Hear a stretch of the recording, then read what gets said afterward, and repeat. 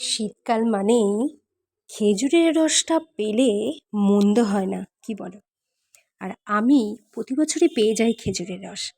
কারণ আমাদের এখানে একজনকে বলে রাখা হয়, সে কিন্তু ওই খেজুর গাছ কাটে গ্রামে গিয়ে গিয়ে। তো আর হাঁড়ি বসিয়ে আসে।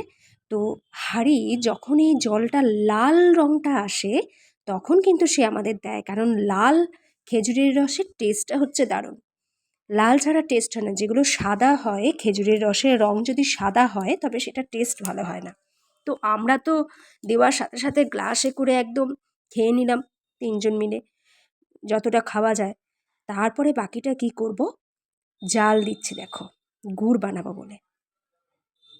আর যা গন্ধ, মানে গোটা ঘরে না পুরো খেজুর গুড়ের গন্ধ বেরিয়ে গেছে দেখো। ফোটাতে ফোটাতে ফোটাতে এই পর্যায়ে এসছে। এখনো আর একটুখানি ফুটলেই পুরো গুড়টা তৈরি। আর তেমন গন্ধ, তেমন টেস্ট, মানে অসাধারণ একটা খেতে। এই দেখো, তৈরি হয়ে গেছে আমার খেজুরের রস আর গুড়। এইটা আরেকটু ফুটিয়ে নিয়েছিলাম। খেজুরের রসটাকে ফুটাতে ফুটাতে এই পর্যায়ে নিয়ে এসেছি দেখো। একদম লাল গুড়টা, যা টেস্ট না কি বলবো। কমে কমে অতটুকুনি হয়ে গেছিলো, কিন্তু যা যেটাতে দিচ্ছি তাতেই দুর্ধর্ষ গন্ধ। আর নিজের হাতের গুড় বানানো, যে মানে দোকান থেকে কিনে গুড় খাই, সেখানে নিজের হাতে গুড় বানানোর যে একটা আলাদা মজা। এই আমি প্রতি বছরই একটু করে বানিয়ে নিই খেজুর গুড়, একদমই অল্প, তাতে করে কিছু হওয়ার মতো নয়, কিন্তু তবুও মানে ওটা মাঝে মাঝে মনে হয় 1 চামচ মুখে দিয়ে দিই। দেখো আমি ঢালছি গুড়টা। উফ, আরে দুর্ধর্ষ, যেমন বর্ণ তেমন গন্ধ, সব মিলিয়ে একদম দুর্ধর্ষ হয়েছিল ব্যাপারটা। এখনও ধোঁয়া উঠছে, গরম গুড়, একদম জমজমাটি, একদম মানে এর মধ্যে কোনো ভেজাল নেই।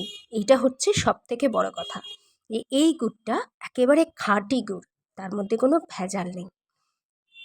কি অপূর্ব হয়েছিল। এই দেখো কতটা শক্ত হয়ে এসছে, এই হচ্ছে আমার গুড়টা এই পর্যায়ে। এতটা শক্ত আর দেখতে এত সুন্দর লাগছে যে, মানে সব দিক থেকে এটা সুন্দর। গোটা ঘরে একদম নতুন গুড়ের গন্ধ। তার মধ্যে হচ্ছে দেখো কতটা শক্ত হয়ে গেছে শুকানোর পর। এদিক ওদিক কাত করছি তাও তোমার পড়ছে না, এতটা শক্ত হয়ে গেছিলো শুকানোর পর। দারুণ হয়েছিল, দারুণ। খেজুরের রস প্রথমত তো পাওয়া যায় না সব জায়গায়, আর পেলে যদি নিজের হাতে এরকম বানিয়ে নেওয়া যায়, ওহ, মানে আর কিছু চাই না। মানে এর থেকে শান্তি বোধহয় আর কিছুতে নেই। খেয়েও শান্তি, দেখেও শান্তি, সব দিক থেকে শান্তি।